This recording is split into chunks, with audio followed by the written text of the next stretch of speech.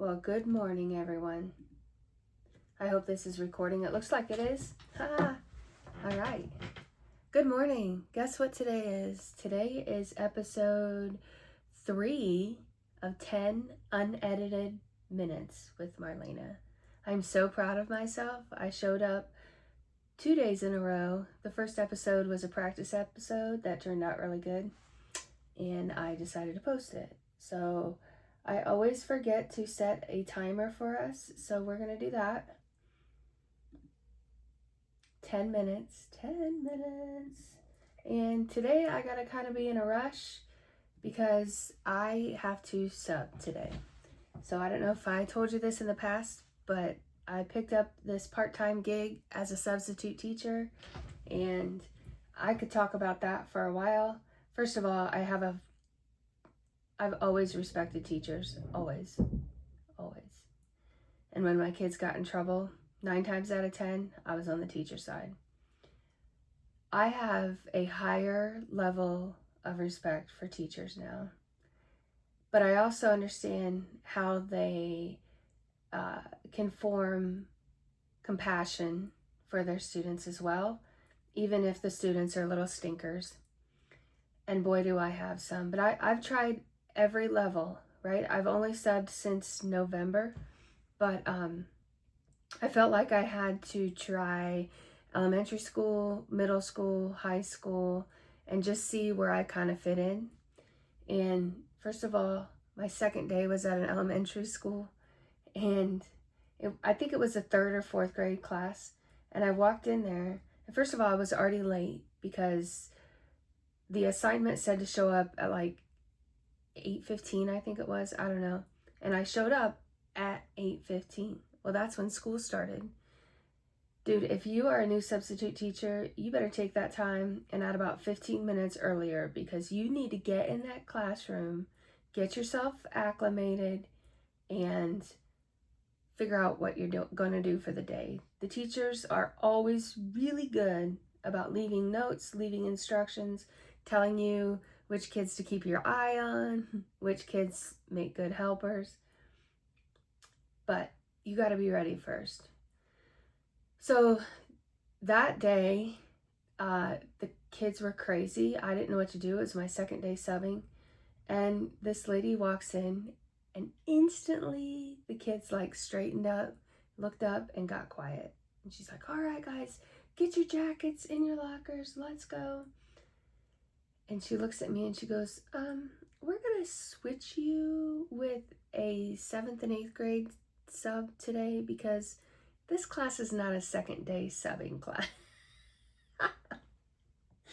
And I said, "Oh my God, I think you just saved my life." So yeah, no, well, and I've done 3rd grade before. I just don't know that I'm cut out for elementary. I can do it. I just don't know that I'm cut out for it. Middle school, absolutely not. So then I got an assignment teaching at a career center, and Vantage Career Center, which is in Van Wert.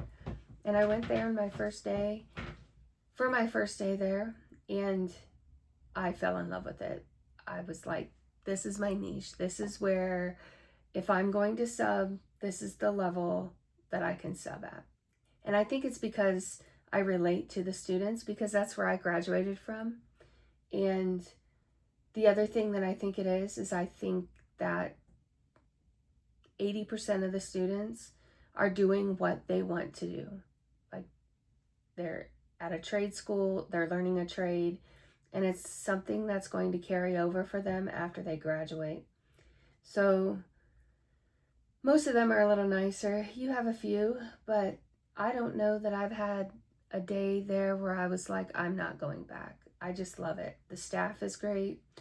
The students are good. And I've been there several times now, so the students are starting to get to know me.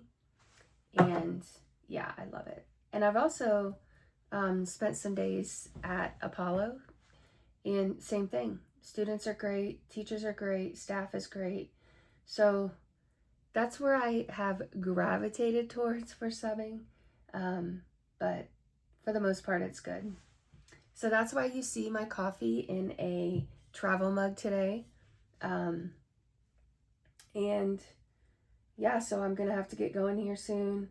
I lost my timer. Where'd my timer go? There we go. Ooh, we're only halfway through. Okay, so what else can I talk about today? Something that keeps coming to mind. Oh, I know what it was. Yesterday, I was working on some marketing through my Hook and Rise creative company. I'm helping my daughter get what she needs done to start her massage practice. And she needed a bunch of forms done. And they're like client intake forms. What was the other one?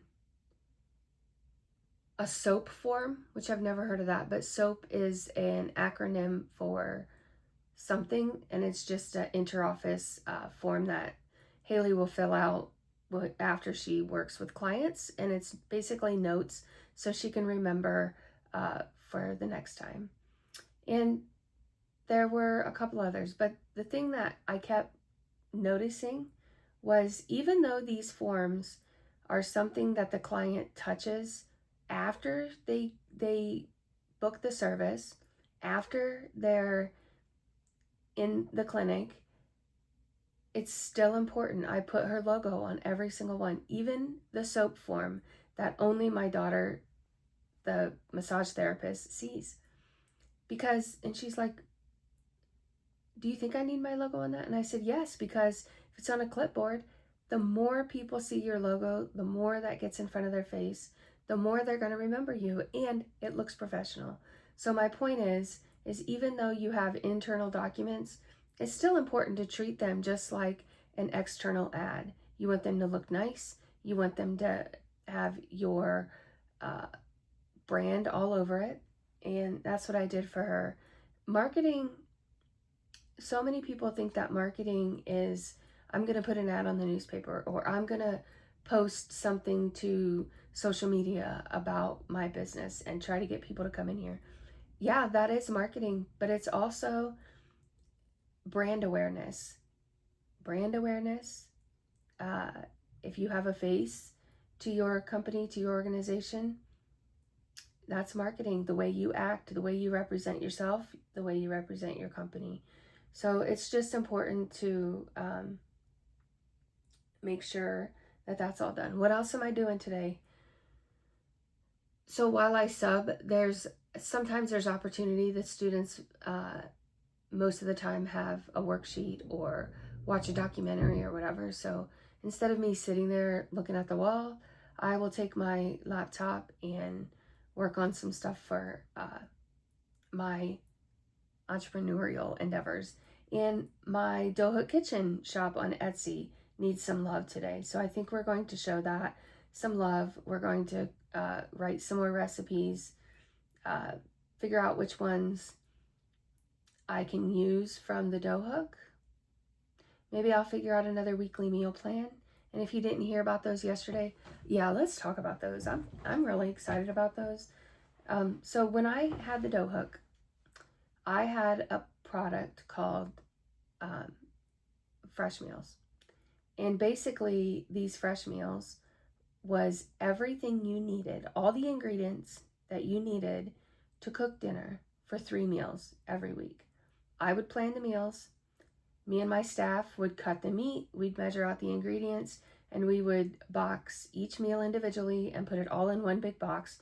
So the customer only had to pick up a box, go home, pull out the instructions that I created, and cook dinner. So even while I was working at the dough hook, I wanted to do like a digital meal plan.